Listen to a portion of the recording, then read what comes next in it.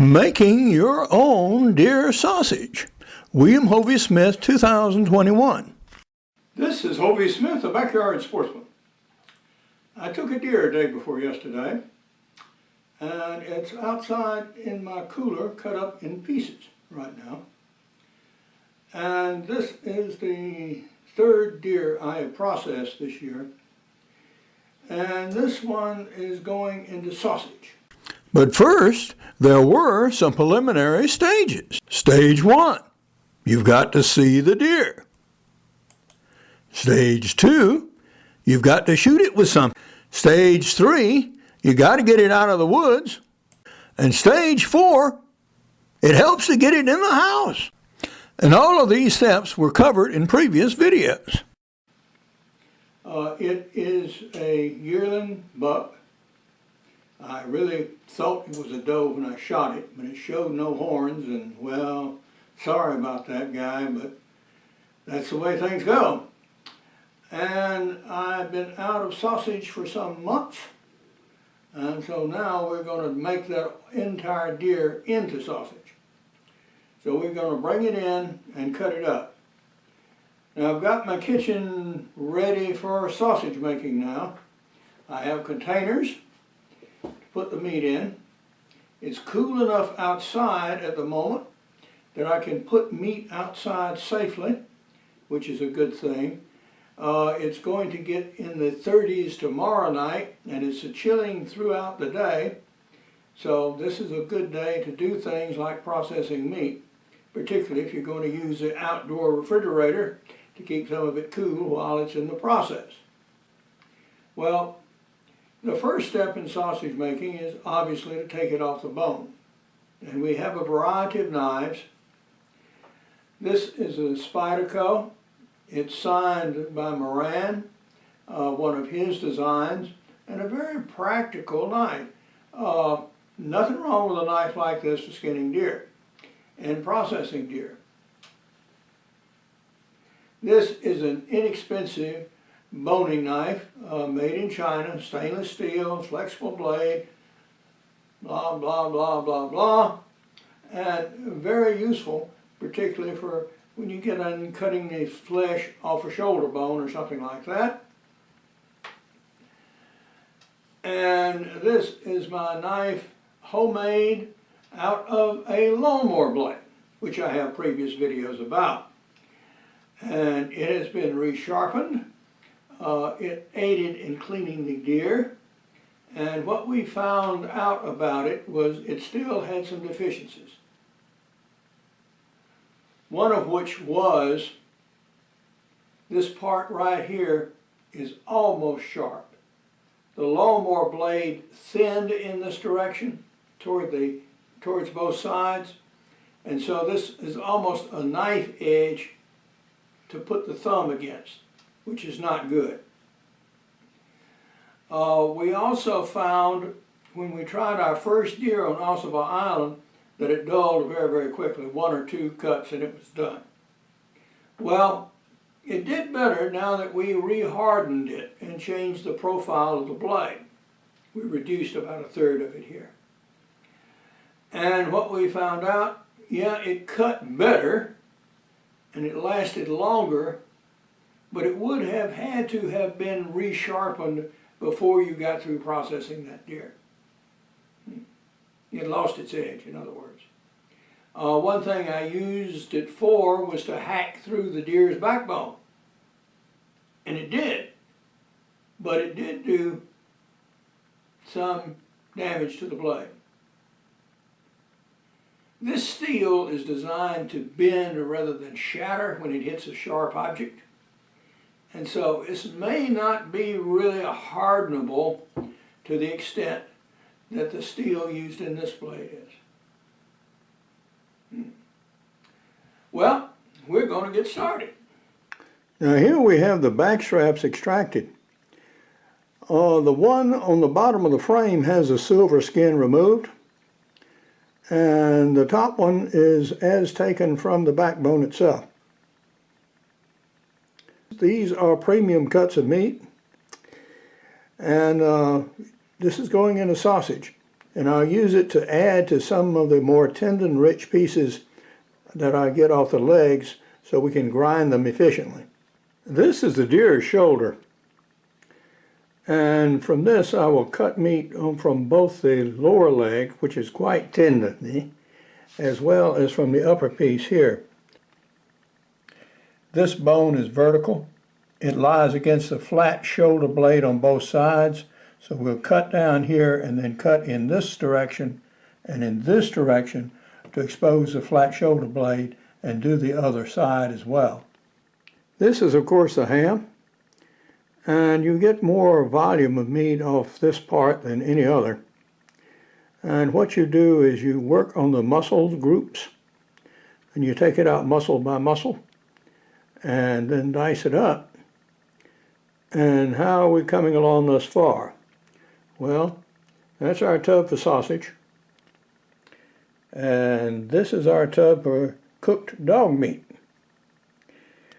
And we're running nearly neck and neck, I'd say.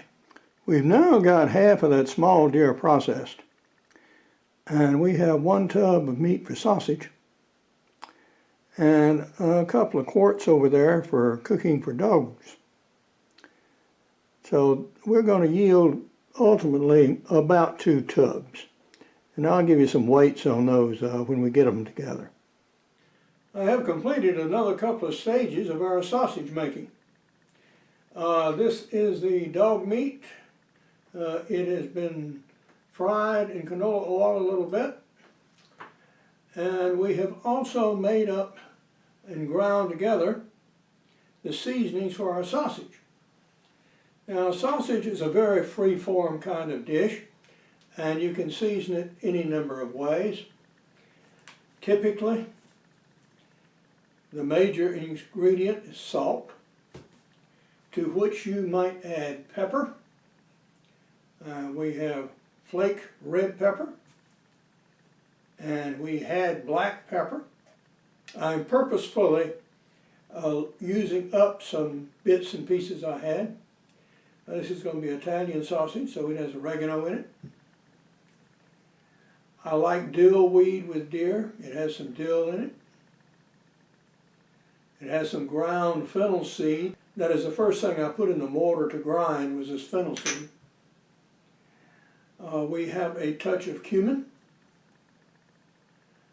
We have a bit of cayenne red pepper. And we have sage, a touch. So this is my basic sausage seasoning mix. Now we'll actually, when we start grinding the meat, fry some tri-patties so we can adjust the taste. And of course I can always add more of these accessory seasonings as I think might be needed. And now we're going to start working on our second container of meat before we do the mixing. We're now done with the grinding, and so I'm going to take the grinder off the table and combine all this meat into one bowl. This is all the meat we got from that small deer. Now I know those of you will say, well, I got that much from just one leg of mine. Yeah, they are bigger deer and you get more from them. But this is what we got, so this is what we're going to make sausage with. Once you process a wild animal, you don't get near as much meat out of it as most novices would think. And I'm going to start with 1/2 cup of our seasoning mix that we made up. And the idea is to distribute this as evenly as possible.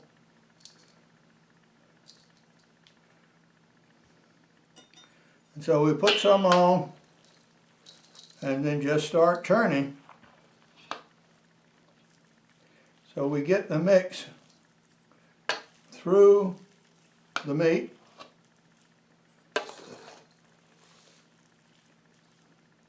And not just in one spot.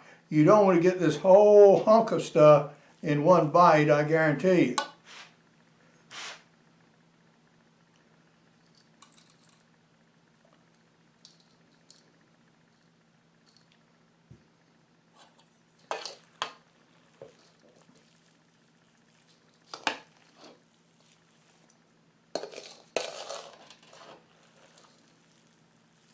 And this is, after all, the reason you make your own sausage, so you can get it exactly like you want it to taste.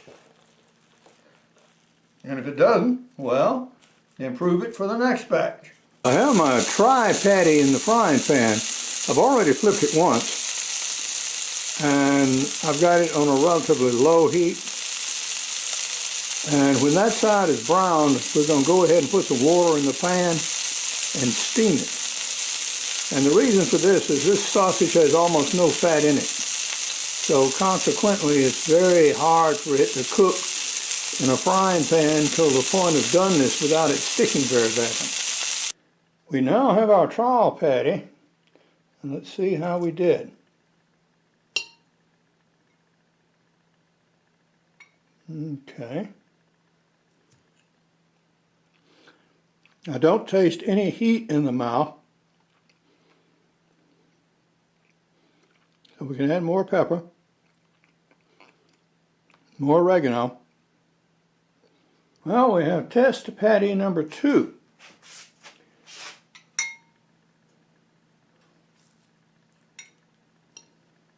These firm up well when you make them, and they hold together well when you cook them.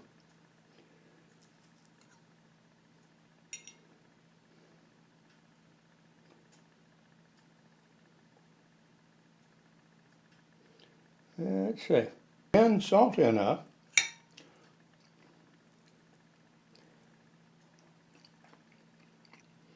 I'm starting to get a little heat, an occasional hint of seasonings.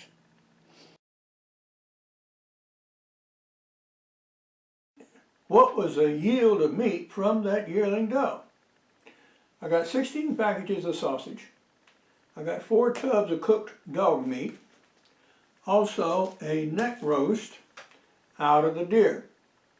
So when you process a deer, yeah, you don't get scads and scads of stuff, or as much as you might expect.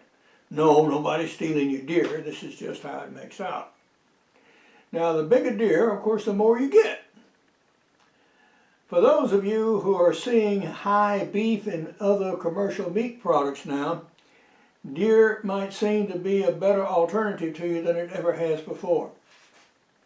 You may not be able to shoot a deer this season because most states require a hunting safety course, which you may or may not have. But you may have a friend who is a hunter, or you may have a rural living relative who hunts, who's been offering to give you deer meat for years and you've always refused it. Well, now is the time to take it, guys. And this is what you can do with it in a little bit. You can also use roast and soups and stews and so on and so on and so on. Anything you would use beef for, you can use deer for. Although, if you make sausage like this, you have to remember that this deer meat contains almost no fat. Consequently, you have to handle it differently, you have to cook it differently. It makes up nicely into patties. As you see here, it's very attractive, it's edible, and no reason not to use it. There are alternative ways to get legal deer meat. Check state laws, but in most states you may salvage roadkill deer, and processors can sell unclaimed deer to recover their cost. Now, if you're considering eating deer meat, there is one resource I'll recommend to you, and that's one of my own books. And that's Backyard Deer Hunting, From Deer to Dunner for Pennies per Pound.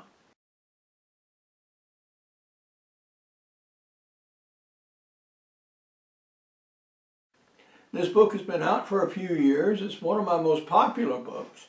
And it teaches you exactly how to do this deer hunting thing from the absolute get-go. This book is available in hardcover, softcover, and as an e-book. Now, if you have recently lost a hunting relative and you want to do something for him, you can buy one of my hardcover books and donate it to your local library. They can get the title.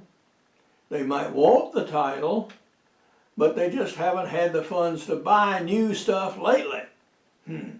So, if you want to remember granddad or dad or uncle or sis or whoever who hunted, yeah, make a gift of my hardcover books to the library. And I guarantee you they would be most appreciative, as well as those who will now have access to it. But now this is Hovey Smith, reminding you to hunt what you eat and eat what you hunt. Be legal, be ethical, be safe. Goodbye, God bless, and see you next time. Backyard deer hunting contains both hunting instructions and directions for making sausage from wild game, as well as other wild game recipes. The book is available worldwide from Amazon.com, Barnes & Noble, and other book distributors. If you see one of the books you like and cannot afford it right now, request the title from your local library. For more information on my business books, go to CreateYourOwnJobSecurity.com. To find out how my novel, screenplay, and movie project is coming along, go to FatherTheGrooms.net. The novel, Until Death Do You Part, An American Family Meets Their Sicilian Relatives, is available in softcover and as an audiobook from Amazon and other sources. Hunt what you eat and eat what you hunt. Goodbye and God bless.